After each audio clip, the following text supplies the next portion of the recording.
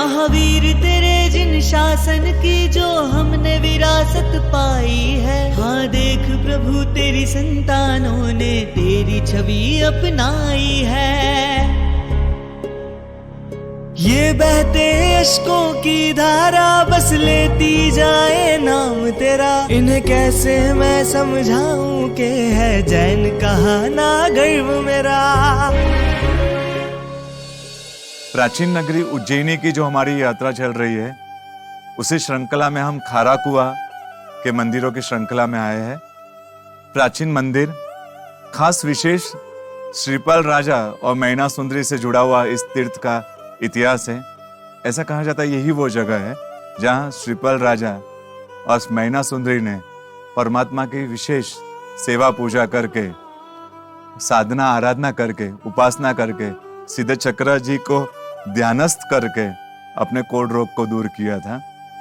विशेष इस परिसर की एक खास बात, इस परिसर में एक छोटे से परिसर में 11 मंदिर है यहाँ पर, और 11 मंदिरों को दर्शन करके ऐसे लगता है कि हम शत्रुंजय पहुंच गए हो और शत्रुंजय की मंदिरों की श्रृंखला की यात्रा कर रहे हो, ऐसा फील होता है। तो चलो, श्रीपाल और मैना जैसे महापुरुषों से जुड़ा हुआ खास बात, उज्जैन में कई महापुरुषों का इतिहास से जुड़ा हुआ, अवंती सुकुमार जैसे महामुनि का भी इतिहास जुड़ा हुआ है, विक्रमादित्य, संप्रति महाराजा आदि महापुरुषों का भी इतिहास इस उज्जैन शहर से जुड़ा हुआ है। लेकिन श्रीपाल मैना का खास इतिहास इस जगह से जुड़ा हुआ है। तो ऐसे प्राचीन तीर्थ की यात्रा के लिए हम आगे बढ़े। उज्जैन महातीर्थ, सिद्ध चक्र आराधन केसरियानाथ तीर्थ। जैन तीर्थों के भारतीय इतिहास में उज्जैनी नगरी अर्थात अवंतिका नगरी का महत्वपूर्ण स्थान रहा है। यह जिनालय श्रीपाल मार्ग खाराकुआ पर स्थित है। इस तीर्थ की प्राचीनता मुनीश्वर स्वामी श्री राम, सीता तथा श्रीपाल मैना सुंदरी के जीवन से जुड़ी हुई है। कहा जाता है सती सीता ने वनवास के दौरान रावण की लंका में अशोक वाटिका में मिट्टी और बालू रेत से श्री ऋषभदेव भगवान की सुंदर प्रतिमा बनाई थी। रावण को युद्ध में पराजित कर अयोध्या लौटते समय रास्ते में शिप्रा नदी के तट पर वैभवशाली नगरी को देखकर वो रुके तथा भगवान ऋषभदेव की प्रतिमा स्थापित कर पूजा अर्चना की। उसके पश्चात अयोध्या लौटते समय जब मूर्ति जी को उठाने लगे तो वो हिली नहीं। तब राम जी ने यही मंदिर बनवाकर इस प्रतिमा को यही प्रतिष्ठित किया। कालांतर में श्रीपाल मैना सुंदरी ने इसी प्रतिमा के सन्मुख सिद्ध चक्र आराधना कर अपने कुष्ठ रोग का निवारण किया था। परंतु वर्तमान में ये आदिनाथ दादा की प्रतिमा उदयपुर के निकट दुलेवा नगर में केसरिया जी के नाम से विराजमान है।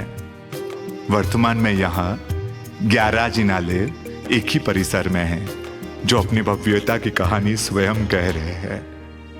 मुख्य जिनालय ऋषभदेव जिनालय का है। यह वही स्थान है जहां लगभग 11 लाख वर्ष पहले श्रीपाल मैना सुंदरी ने नवपत जी की आराधना कर कुष्ठ निवारण किया था। मूल नायक दुग्ध वर्णीय श्री आदिनाथ भगवान अति प्राचीन एवं नेत्र प्रिय है।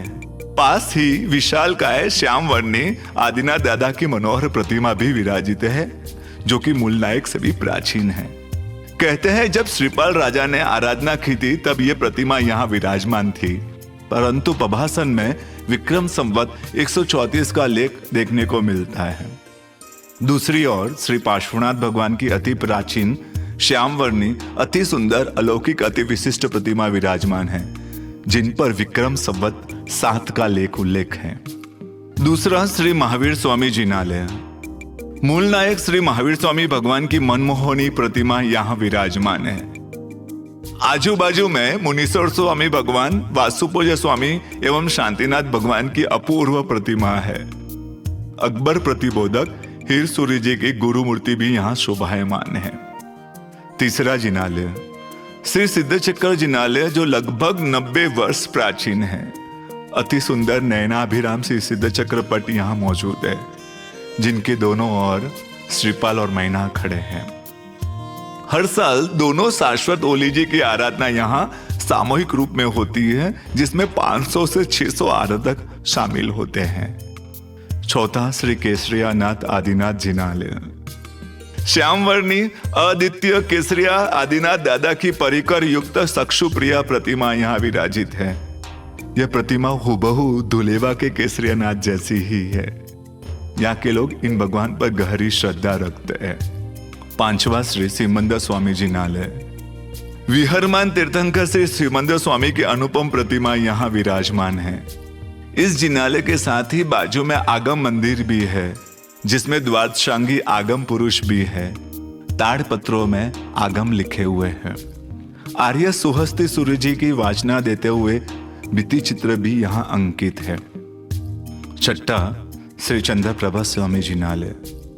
मूल नायक चंद्रप्रभा की अति प्राचीन अलौकिक प्रतिमा यहाँ विराजमान है। साथ ही बहुत सी प्रतिमाएं इस जिनालय में एक ही गंबारे में विराजित हैं।